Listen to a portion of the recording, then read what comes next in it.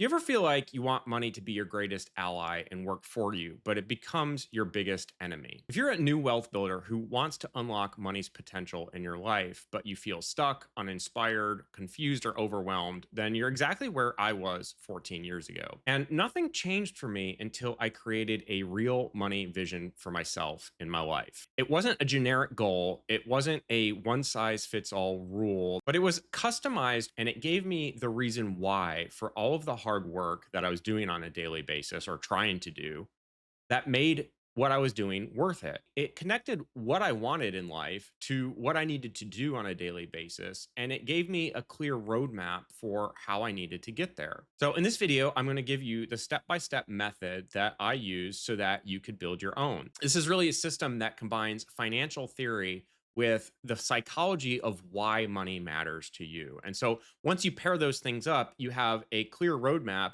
of what you actually need to do with money that's really tactile, that's real and backed by financial theory, but you're also connected to it emotionally. And here's why that matters. So, for years, I was just spinning my wheels with money. I was saving a little bit and then I was spending it. And I was getting burned out because I had no destination in mind. It was like I was going on a road trip, but I had no map and no idea of where I'm going. And I was constantly getting sidetracked, whether that's, going out on the weekend or planning an impromptu vacation.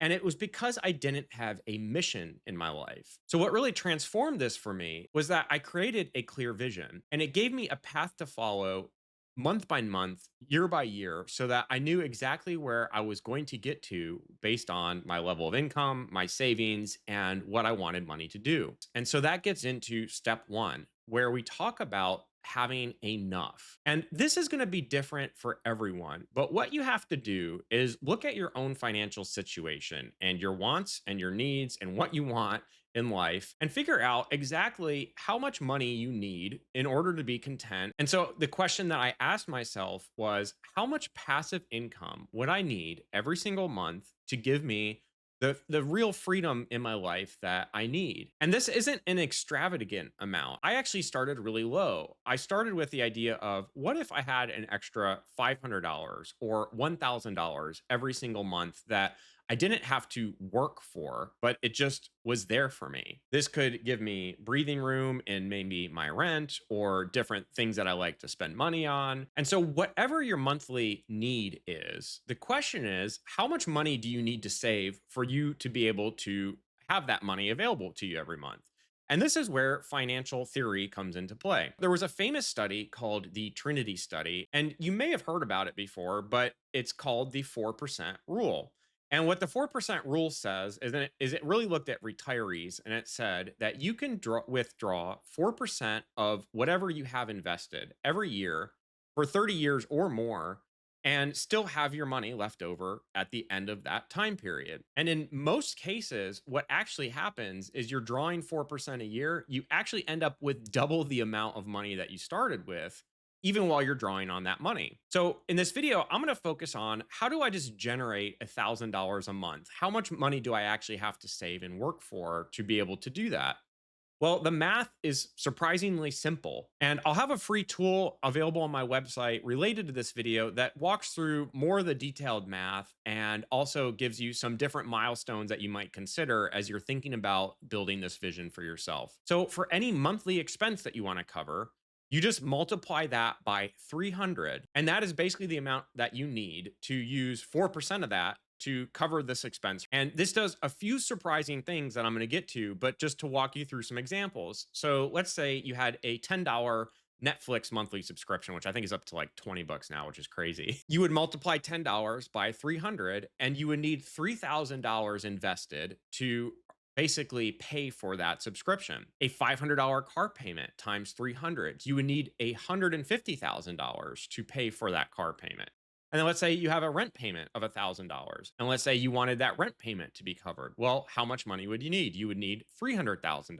I like thinking about things in monthly expenses, but if you're someone that likes to think about a cost annually, basically just multiply that annual cost by 25 to get to the same number. But before we get there, I want to talk about what this first step does for a vision that was really crucial for me in my transformation. Okay, so the first is that you start to set your sights higher and farther out. So I grew up in a rural environment where people were really poor. And the perspective that I would say most people living in that situation have is they're just worried about making their monthly rent and thinking really short term. That's one of the terrible things about poverty and just struggling with money is that it gets you so wrapped up in the short term that it's hard for you to look out and think strategically. But this exercise starts to do that because it starts creating targets for you that are much bigger in scope. And so it's not just saving $10,000 because what happened to me is I would be tempted to spend that $10,000 on buying a new laptop or a down payment on a car. But once I started to put this money in context of a bigger vision that I wanted to save $300,000 to start giving me monthly income that I could use forever to give me more flexibility in my life, it became a lot easier so that as I hit those milestones as I was growing, I wasn't as tempted to spend them and I made the right decision to build wealth for myself. The second point is that it really starts to transform your thinking. And this has two powerful lessons. The first is that if you realize that if you don't manage spending, if it just continues to grow as your salary grows, you're never going to be able to outrun that spending with wealth and savings to end up paying for it. And the most critical thing is that you realize that maybe you don't need to replace everything. So you don't have to cover all expenses, but maybe $1,000 is enough for you to still be able to work and maybe do something you love, but have enough extra income that you can live comfortably, however that looks for you. Now, you might be saying, if you're at the start of your journey, Greg, I can't save $300,000. I can't even save $10,000, or I'm struggling at these different milestones. And we're going to talk about that in step two. About 90% of people misunderstand the power of money. And so here's the critical point: your money can do the work for you to build this. So let's go back to the example where we just want $1,000 of income and we need to save $300,000 to do that. You are not saving $300,000 all by yourself. Your money, when it's invested well, works for you. So what does that mean? So with time and compounding, it grows on its own. And if you really learn and appreciate this fact, it can make working towards wealth goals like this achievable. See, the biggest problem is that most people believe that the only way to build wealth is to just work harder and hopefully, with some luck, earn more money. Earning more money is important and it's part of a wealth building strategy. But investing consistently, managing expenses,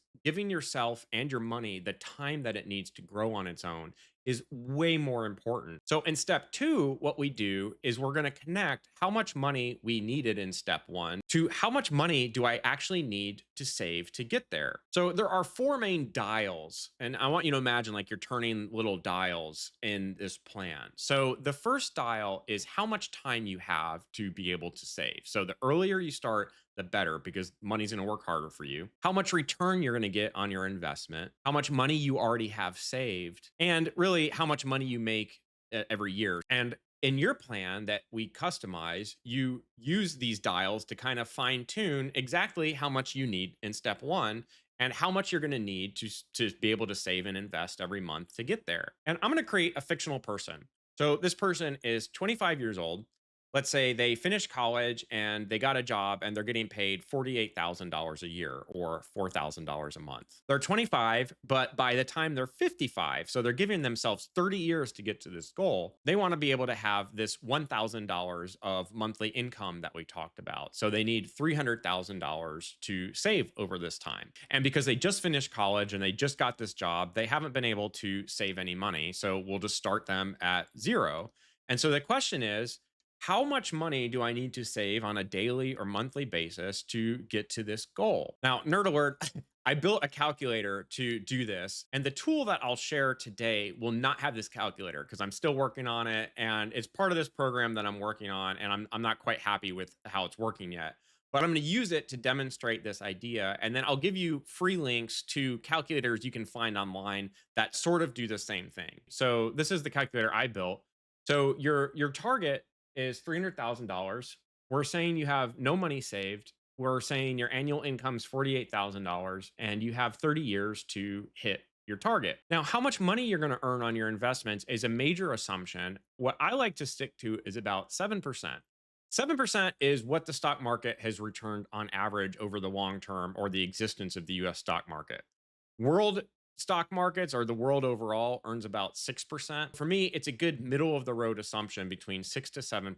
Now, over the last 15 years, the US stock market has actually returned a lot more than that, but we have no idea what's going to happen in the future. So, what's best when you're planning is to kind of assume the average, and if you make more interest than you plan for, that's even better because you're going to get to your goal faster. And here's what's so cool. So this 25-year-old that wants to get to $300,000 saved over 30 years, they only have to save 6.6% of their income. They only need to save $264 a month or $3,175 a year. And this is where this vision starts coming to life. So the most important takeaway from step 2 is that you're going to start connecting your daily actions with this long-term vision that you have and the goal that you have. But the cool thing is that you can always change these dials. And this is really at the heart of step 3, where you're negotiating your vision. And so you're negotiating this vision within yourself. The time dial is, can I give myself more time to be able to hit my investing goals so that money is working for me so that I don't have to save as much over time myself? Or do I turn the time dial way up so that I'm having to do more work on my own and save more, but I'm getting to my goal faster? Can I change the income dial so that I'm able to save more money?